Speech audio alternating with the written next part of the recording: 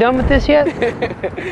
So we have 2 upper body exercises and 2 lower body exercises to cover today. And as I come down, you want to keep those forearms nice and vertical till you break the 90. Drive those shoulders back, poke my chest up, and then the elbows drive straight back. Because any time you pick up something heavy, you want it very close to your body. Because the lower that box is that I have to get to, the harder it's going to become. And my goal is to control myself all the way down and come back up without assistance. Phil, did you fall asleep? Huh? Let's get you mic'd up, Grandpa. What is that? Microphone. I don't know, about 14. 14,000? $14,000 you bought your house for my house, yeah. Done with this yet? All right, move back to the left. Left? That's my right. The left. This way? No, the left, this way. Phil, did you fall asleep? Huh? Hey guys, welcome back to Only the Greatest, where we're showing you today that there's no age limit on keeping fitness simple, fun, and effective. Today we're going to be reviewing 4 exercises that's focused on keeping the older community, just like myself, young and strong. So if that's you, or you know someone that just needs to get in the gym and get moving, this is for you.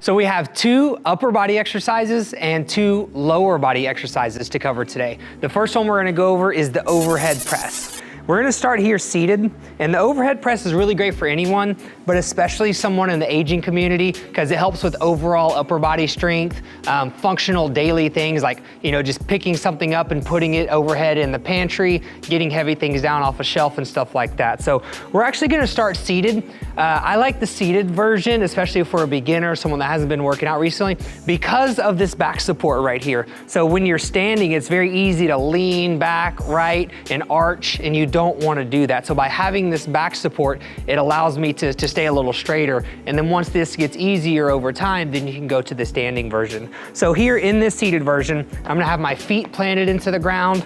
I'm all the way against the pad, not only with my hips here, but also with my back. As I grab the weights and get up into position, a couple things we really want to be thinking about here is making sure the elbows are ever so slightly in front of the shoulder. What we don't want is to be back here with the elbows behind the shoulder. It puts my shoulders in a really bad spot. So I want those elbows forward a little bit. I want to break 90 degrees if I can, come all the way up, straight line over the head. And as I come down, you want to keep those forearms nice and vertical till you break the 90. Now, when you're first getting started, if you have any shoulder discomfort, it might be better just to hit 90 degrees, especially for someone that's a little bit older, they haven't worked out in a long time. And then as you get stronger, more range of motion is always better, right? So I can go a little lower. And in an ideal world, I actually touch the dumbbells to my shoulder for that big, long range of motion. Our next upper body exercise is gonna be the seated cable row. I love the seated cable row. It's great for good posture, remembering to get those shoulders back, because a lot of times in our lives these days, we're watching TV on the computer, playing on your phone or something like that, those shoulders kind of round forward, right? So this exercise helps remind us, all right, hey, chest up, right? So, and especially for someone a little bit older, the seated version I prefer over the standing version because it just requires less overall stability, right? Less leg strength, but as you get stronger, the legs get stronger, core gets stronger, your balance gets better, you can progress up into the standing version of this exercise. But here we're doing the seated version, and you'll also notice that we're gonna be doing arms together. Pretty much all the exercises we have to get today are gonna be what we call bilateral exercises, meaning that both sides of your body are working at the same time.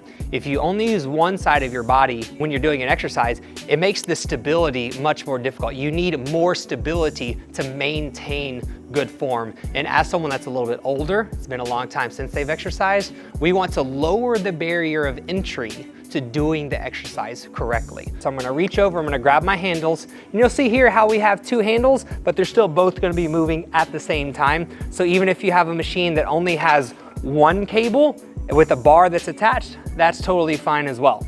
So I'm gonna slide myself back to get those knees out of the way. You'll notice how when I first go back, my shoulders are kind of rounded forward, like we talked about what we don't wanna do. So once I start the exercise, I actually want to drive those shoulders back, poke my chest up, and then the elbows drive straight back. And when I go back forward, it's not a bad thing to let the shoulders round forward, right, to get that longer range of motion. But then I'm gonna pin them back as I pull, poke my chest through to get the maximum range of motion that I can and really strengthen those muscles in the back of the shoulders all throughout the back that help me maintain good posture all day, whether I'm standing or seated. So with the deadlift, there are tons of benefits. And as you can imagine, pretty much anything you do around the house every day, there are lots of deadlifts going on. So whether you drop a pin on the ground, you need to pick it up, your keys, something like that, or you need to pick up a heavy box and put it up on a shelf, there is a deadlift going on there. So we wanna make sure that we can do this exercise super effectively and not get hurt while doing it, and also not get hurt at home when we're replicating it, right? So to do the deadlift safely and effectively, I wanna get up real close to it. And a nice rule of thumb to remember here is anytime you pick up something heavy, you want it very close to your body.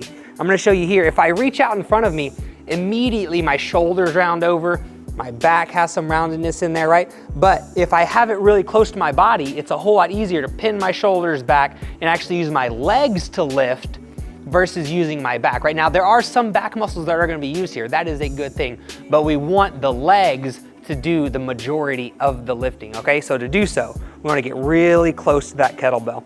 I actually like to see it right between my toes. And once I'm in this position, I can push those hips back, pin my shoulders back to keep a completely flat back. As I come down, the hips are continuing to go back. You're feeling a stretch in the glutes and the hamstrings. Shoulders stay back at the bottom. I'm gonna lift straight line up, vertical line all the way, squeeze your glutes at the top. And then I'm gonna take a straight line back down, maintaining that good form and posture all the way through. Similar to a deadlift, a squat is something that we do every single day, probably multiple times without even realizing it. And that's why it's so important to be able to do them safely and effectively over and over and over, and also without assistance, right? So we shouldn't constantly need something to help us get up, or we shouldn't need to push off those knees to help us get up, right? That's gonna limit us from doing the things in our life that we really want to do. And that's why I recommend, as a senior or someone that hasn't worked out in a long time, you have a lack of leg strength, the best way to do a squat is by doing what we call a sit to stand. So a sit to stand is basically just a squat where you have something behind you. And today we have this box here, right? And you'll notice that I have the box at a height where I don't even have to go all the way to 90 degrees, right? Because the lower that box is that I have to get to, the harder it's gonna become. And my goal is to control myself all the way down and come back up without assistance, without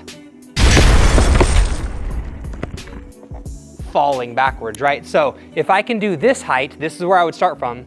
I practice on this height for a period of time. That feels easy? Okay, great. Now I'm gonna flip this box, make it a little shorter. Same thing, but now I have to go further, so it's harder, right? More difficult. I have to go all the way down to that box. And a lot of times people, during a squat, it's a mental thing. You feel like you're gonna fall backwards, and that's what's so nice about the sit to stand is, even if you do fall, you have something behind you anyways, so it's not a big deal. And eventually, obviously, our main goal is to get off of the box and be able to do a squat without the assistance of the box, or even add weight to it to really build that lower body strength. So today we discussed 4 exercises that can help our senior community live longer and live stronger. And that's what we want, right? We want them to live a very long, fulfilling life. If that's you, or you know someone that's in that position, make sure you share this video with them. Make sure you like, you subscribe for more videos just like this one. You get me some coffee? It's too early.